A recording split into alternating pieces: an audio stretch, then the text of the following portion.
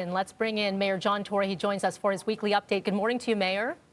Good morning, Mel. I know you've been following this quite a bit, and I want to get your reaction and perhaps your direction when it comes to enforcement on what happened here this morning.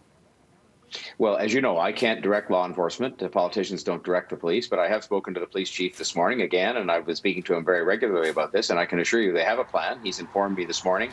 The locks have been changed on the building, as you've seen, and that there's going to be a police presence there also to try and limit the traffic for all the, I think the people who are involved as much as anything in a political stunt, to show up and protest things. And look, protest is a part of what our country is about in terms of its democracy and liberties, but you can't flout the law. If you want to change the law, run for office or go to court, but you don't just open businesses that are ordered to be closed. So we've had our difficulties with this, including the fact that we literally were not able to seek an injunction under the law. The province had to do it, and there were various things like that that just caused the situation to be not as quickly handled as might have been the case, but it's going to be close today. You can be sure of that.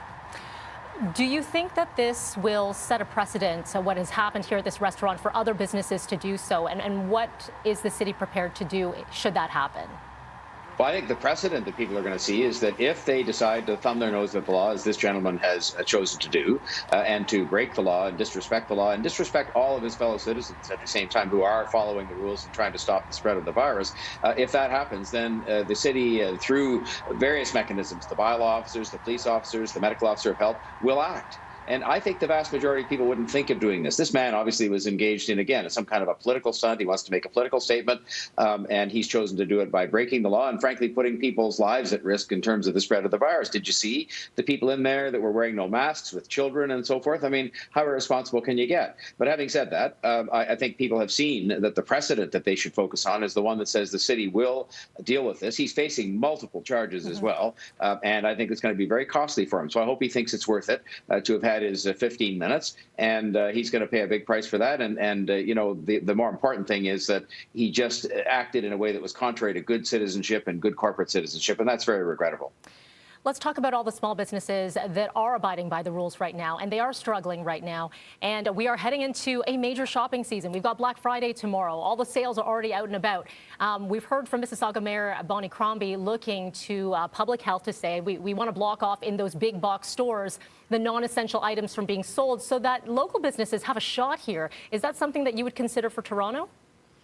Well, we've been told by the province it's not feasible. Let's remember the purpose of this whole thing was to stop the spread of COVID-19 and to reduce people's levels of activities. We've been told that kind of, compartmentalizing of areas within these bigger stores is not feasible. We'll keep talking to the province and to our medical officer of health about these things. But the most important thing I think people can do is, talk with their wallets and talk with their feet by not patronizing those stores for Black Friday or any other kind of shopping. I hope those stores do not have Black Friday sales. I think as good corporate citizens, they should recognize there's an unfairness to this, where they're open and some of these smaller stores are not for reasons of technical reasons, I'll call it. And I think people really can talk with their wallets by not patronizing those stores for Black Friday or any other day. Patronize local. Go online.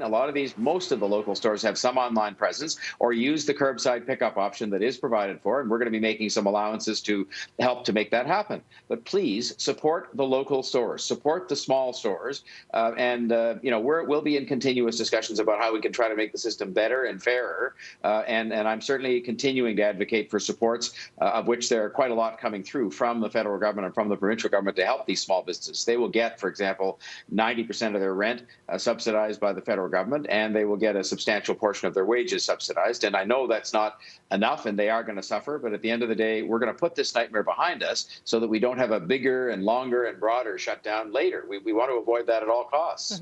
Mayor Tory, what do you make of some retailers looking for those loopholes? We saw Banana Republic, Gap, Old Navy selling masks, so those are essential items. They've said that they're not opening their doors here in Toronto where they were previous. What do you make of some of these retailers looking for those loopholes?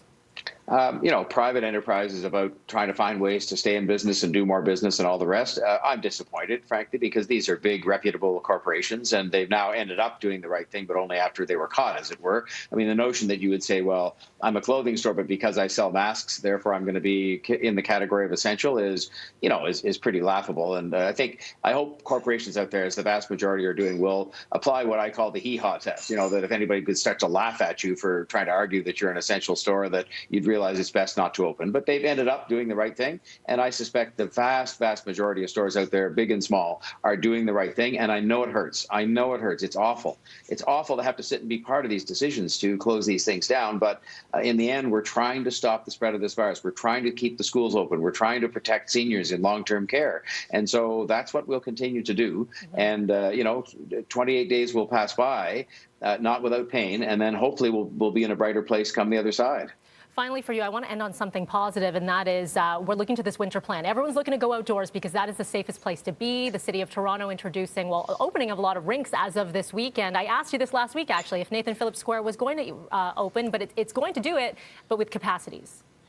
Yes, we found a way to do this, and I'm very, very glad we did, because we were not relishing having to tell the people that they couldn't go skating. But it will be different, like everything else, like Christmas, like Thanksgiving, the rink when the weather permits. And we started to make the ice, but it really does count on the weather. And I saw Frankie saying that, the weather was a bit above freezing. It has to be near or below freezing. But we're going to open all the rinks, and we're going to hopefully have as many open by this week as possible. But there will be a restriction of 25 people on, these rinks at a time. They'll be asked to keep their distance. They'll be required to wear a mask. And they will be asked to make a reservation through toronto.ca so that you don't have a crowd scene of people standing around waiting to get on the rink. So it'll be different, but the rinks will be open, and a lot of other stuff too. We have all kinds of new snow loops in the golf courses where you can do snowshoeing and cross-country skiing. We have all kinds of trails through the parks that will be plowed that haven't generally been plowed during the winter, doubling the number of washrooms and all kinds of things to allow people to get outside with their family members only. In other words, family members that they live with, to try and enjoy the winter and get some fresh air and not